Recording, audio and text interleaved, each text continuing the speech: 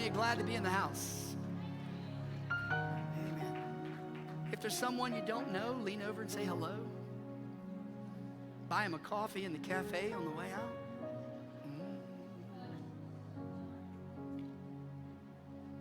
So the last several weeks here at Tampa Life, we have been dissecting miracles. And we began with a series called Mud. And that series, which really wasn't a series, but it went 5, 6, 7 weeks. Then we went into trees. We began to discuss about another blind man.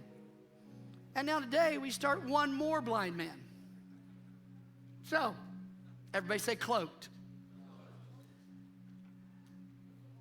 Mark chapter 10, and we'll just start with the first verse. You ready? Mark 10 and verse 46. And they came to Jericho. And as he went out of Jericho, with his disciples and a great number of people, blind Bartimaeus, the son of Timaeus, sat by the highway side begging. The next phrase. And when he heard it was Jesus of Nazareth, he began to cry out and say, Jesus, thou son of David, have mercy on me. Now, I have a special affinity to this particular passage. I was 21. I was preaching my first real series of revival meetings. I was in Montana, a place called Hardin, Montana. And it was hard. And I ran out of things to say in the first 3 weeks. So I spoke on Mark 10 and 46 through 52 once each week, 3 times, because I could not figure out anything to say. So when I began to revisit this to speak to you, there's no way I'll finish today. Because when I started speaking, I couldn't figure out what to say. And now, all those years later, I can't figure out what not to say. Say this with me. Say, miracles begin with what you hear. Not with sight, not with movement, not with a cloak falling to the ground. The supernatural begins with hearing. That's what Mark 10 and 46 teaches us. That faith has an ear. It's hearing first, it's evident second. Romans says that faith comes by hearing, and hearing by the Word of God. So faith does not then begin with what you see. Faith begins with what you let in. The supernatural starts with what you allow into your spirit. So before the man in this text, blind Bartimaeus, or Bartimaeus as some would say, before he has sight in his eyes, he hears something in his spirit. And what he heard contradicted the condition he was in. He heard something louder than the cloak he wore. And what he heard was simple, that it was Jesus of Nazareth passing by. What you hear is dangerous to hell. Because if the right word gets in the wrong situation, it can wake up faith that looked finished. Because one word can interrupt years of survival. One word can make a seated man praise God. One word can make a blind man reach out.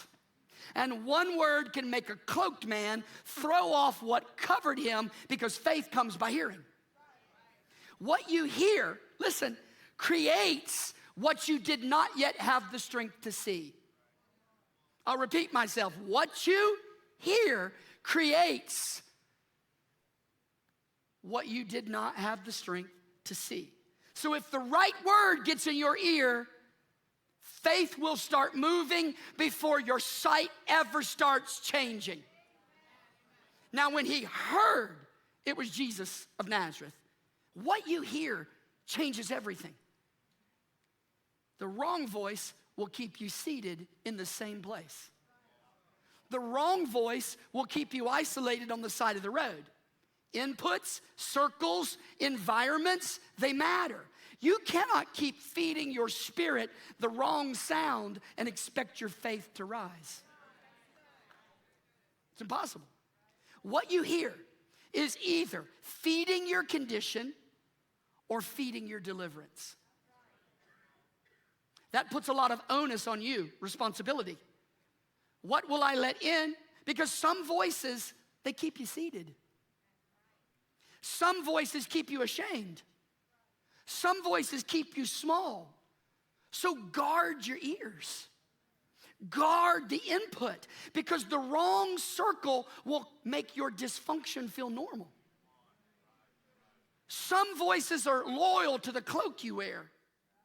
They're loyal to the bondage, and they will help you manage your dysfunction rather than break out of your dysfunction. There are people that will hand you coins but will never challenge your condition. They will pity your blindness, but they will never provoke your faith. Look at someone in the house and say, don't let me make a home out of my dysfunction.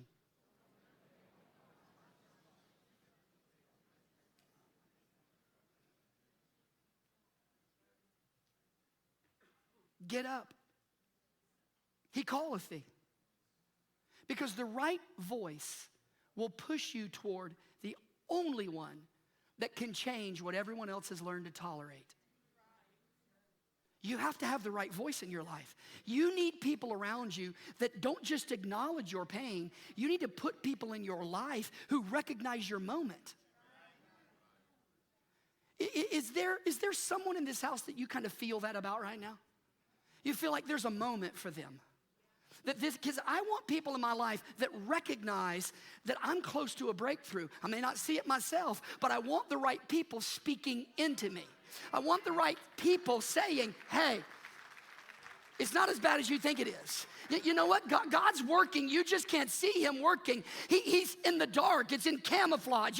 You're overlooking the goodness of God right now. You have to get people in your life that speak into your possibility, not your pain.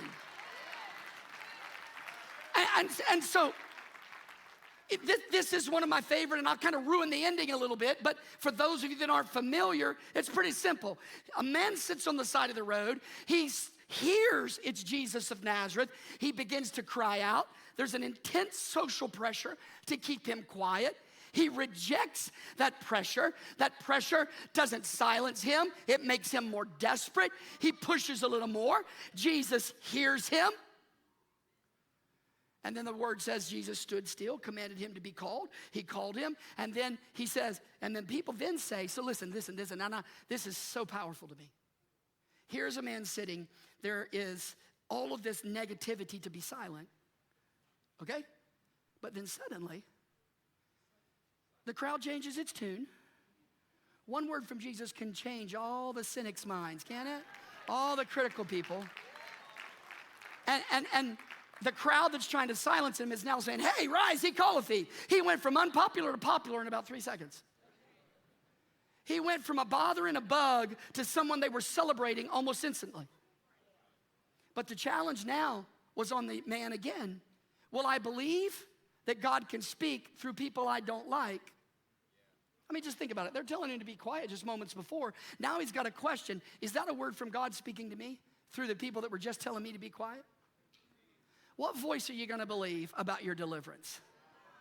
Put people in your life that challenge you to get up rather than stay down. Deliverance is connected. Listen to me. Deliverance is connected to your connections, because the right people in your life will push you to get up. The wrong voices will interfere with your worship. The wrong voices will criticize your praise. The wrong voices will misunderstand your pursuit. They will question your passion. But you don't know what I've been through. You don't know what it feels like when hope finally speaks over my life. You don't know what it's like when I finally feel the goodness of God, because I've been surrounded by people that were comfortable in my condition. But I just believe I don't have to be the way I've always been. That's the story of the gospel. Redemption. I am not what I've always been. I become what God can make me. So the blind man hears something, and this is so important you understand. Jesus is on his way to Jerusalem. Chronologically, this is the next to the last miracle he will perform. 3.5 years of ministry are culminating. He's about to walk to the cross. He's about to offer his life. It's now or never. Either Bartimaeus connects with Christ or he's blind the rest of his life. He doesn't have the benefit of the lens of history. He doesn't know the chronological order of the miracles, but he senses, this is my moment. This is my moment right now. And if I don't seize this opportunity, I may never get this advantageous experience again. That's why I want people in my life that are tuned to the presence of God. I want people around me that sense things and go, seize it right now, Pastor. Go for it right now, Pastor. Take the step of faith right now, Pastor. That's why we need the Spirit of God to speak in the house of God, because we need to make sure we don't miss these opportunities that God puts in front of us. You better get someone in your life that'll recognize what God's doing in you. Oh, let's experiment with it right now. How many feel that way about someone in the house? You got to feel like this is that person's moment. This is that person's moment.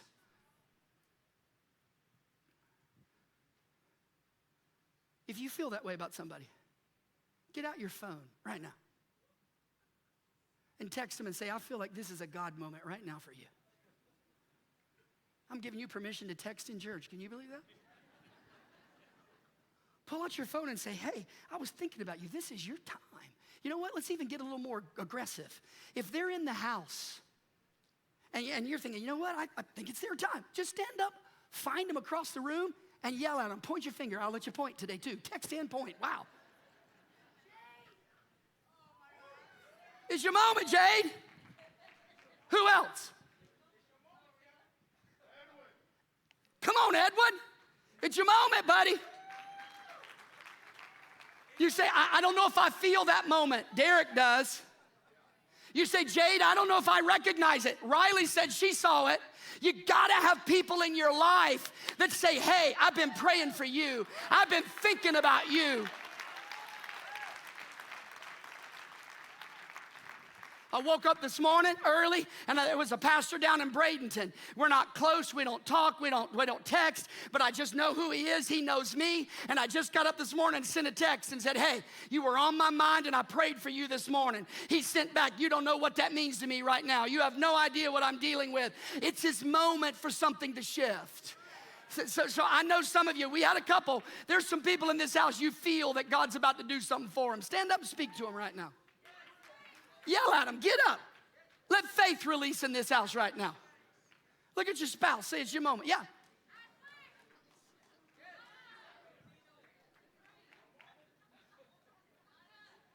Y'all think I'm crazy.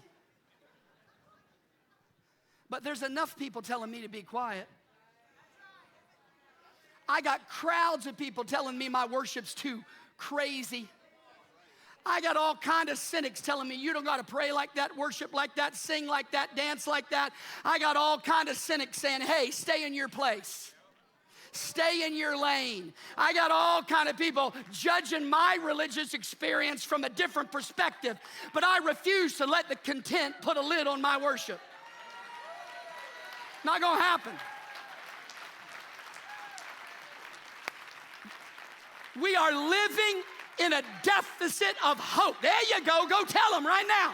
Hey, guess whose son's getting baptized in a few minutes? His boy's getting baptized in a few minutes. Right there, yeah. I've been waiting on Micah's boy to get baptized today. This is his moment.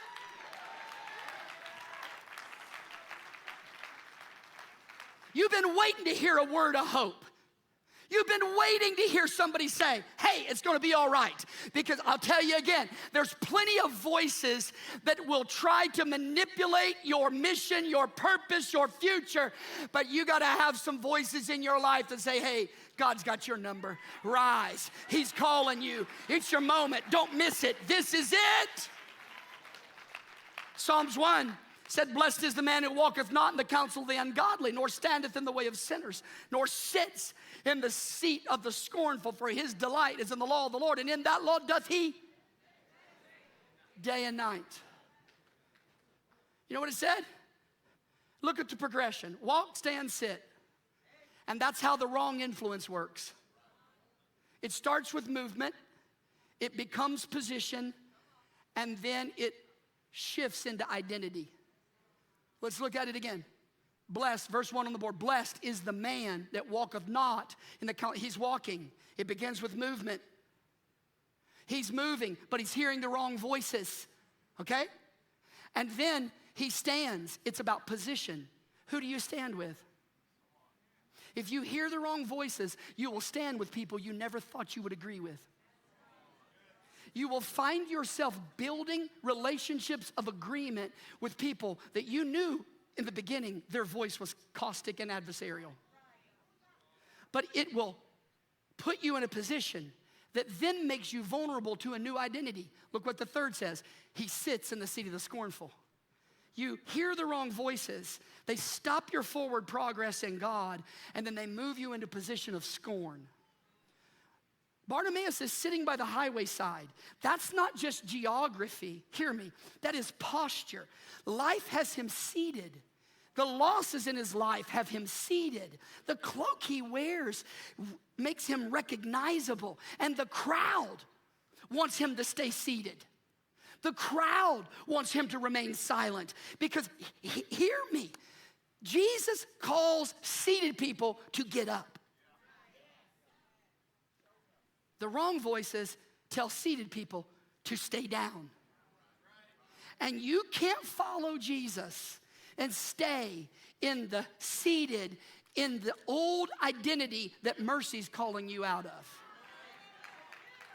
And so many people misunderstand that in Christianity. They want to sit in the same place they were spiritually while Jesus is saying, hey, rise, come with me. Because the right voice lifts you. The right voice in your life challenges you to make you better. Behavioral science teaches us that people are deeply influenced by social approval and social rejection. The crowd has power because nobody wants to be embarrassed. No one wants to be isolated.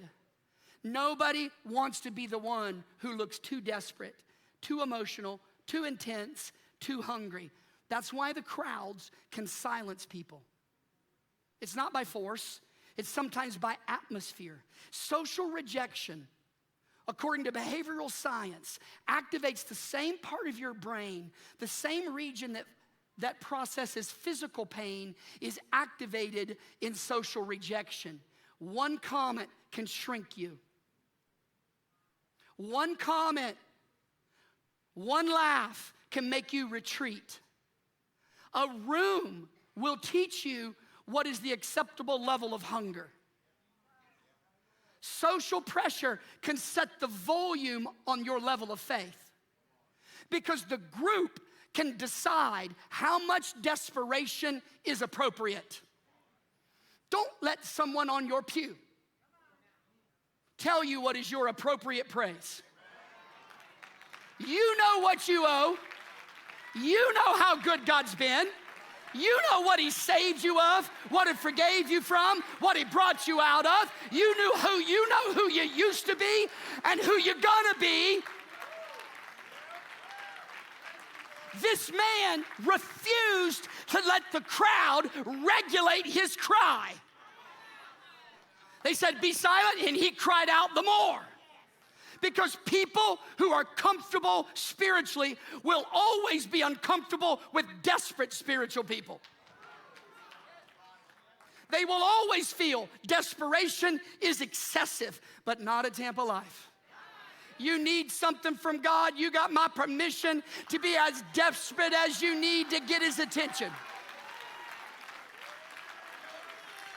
People who don't, listen, people who don't recognize that they need much from God will never understand the sound you make when you feel Jesus close. Because they don't recognize they need him, but you know, if it had not been for Jesus, you know, I need God in my life. And when you sense him close, when you sense him near, the crowd wanted him quiet. Bartimaeus wanted deliverance. And that your family may not like your praise, but do you want deliverance? Your friends might be uncomfortable with your passion, but do you want Jesus or not? When you finally get Jesus close, don't let people who are unconcerned keep you from connecting with him. Because a lot of people are more comfortable with the broken version of you. They like the predictable version, the cloaked version. They can't handle the free you. A praying you makes them nervous. A praising you makes them uncomfortable. Hey, listen, for everybody that's content with how much you have of God, you will not set the parameters on my praise.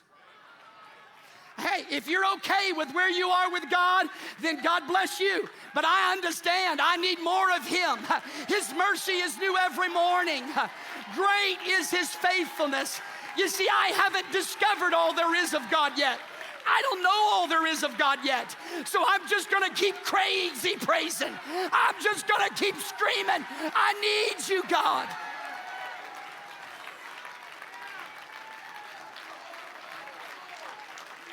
Hey, just let me make an announcement. Tampa Life is a place you can scream.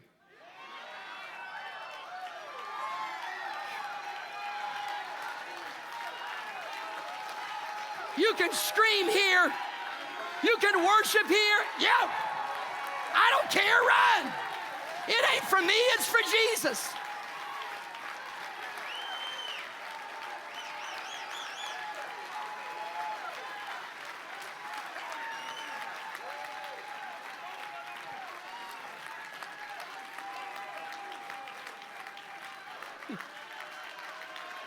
Go ahead, if you need something from Jesus, just scream.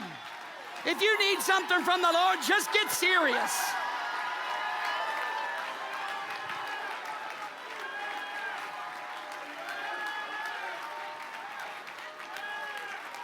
Hey!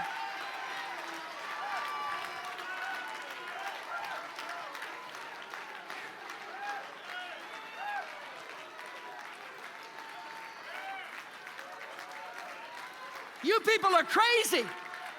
But it's okay, because you sense mercy is near, Jesus is near, healing is near, deliverance is close. So when I feel him close, when I feel him near,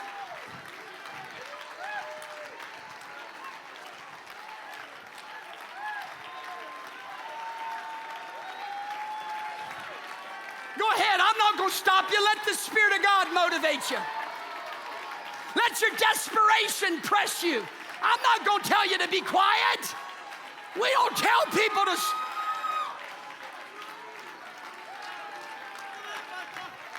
Hey, there's plenty of churches you can find that'll be uncomfortable with this. There's plenty of worship experiences that'll tell you to settle down. But Jesus is passing by. I don't know how much time I got left. I don't know how many days that remain. So Jesus, have mercy on me.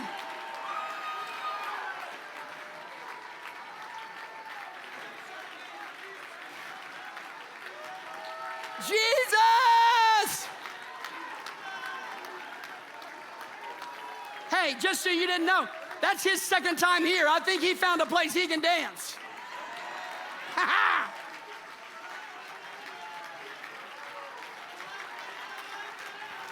En el nombre de Jesús.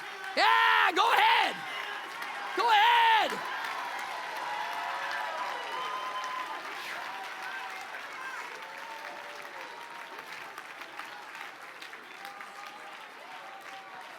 Listen, I'm going to close with this right now, and then we're going to worship together. Listen. We'll visit Cloaked 2 next week. Listen. Here's what happened. Jesus, they told him to be quiet. He just said, no. You don't know what I know. They saw ritual, they saw routine, they saw worthless, they saw broken. He heard mercy. And when he heard it was Jesus of Nazareth, he heard possibility. He heard opportunity. And a man said, I'm not about to miss this moment in my life. And he started screaming, and he said 3 things. Jesus, he called him by name. Listen, he called him by name. Jesus. Second thing, thou son of David. He recognized his position. It was revelation. They were trying to silence his praise, but this blind man, watch this. Listen, man, I want to talk to you about this. He lost his sight, but he still had his hearing. Miracles begin when you stop focusing on what you lost and focus on what you still have. God's still good to you. I know things are upside down, but stop worrying about what you're missing and celebrate what God has still given you. If this man fixates on his blindness, he will block his hearing. But when he heard, listen, and all they were talking about, look, watch this, and I'm going to dive into this Wednesday and Sunday, watch. They said, he heard it was Jesus of Nazareth. They heard it's a guy from the Nazarenes. It's just a guy. But his response to their announcement was revelation. Jesus, thou son of David. You know what that tells me? 2 people can hear the same word, and some will have revelation, and others, it will just be information.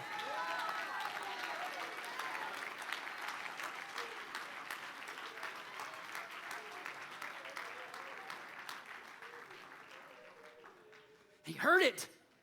And so he said, Jesus, he called him by name. That's the first step to getting a miracle today. Who do you lean into? Not a doctor, not a lawyer, not a counselor. Jesus. Call him by name, Jesus. And then look, then he elevates his sovereignty. He said, thou son of David. You know what he's saying? Nobody else may recognize who you are, but you're the Messiah.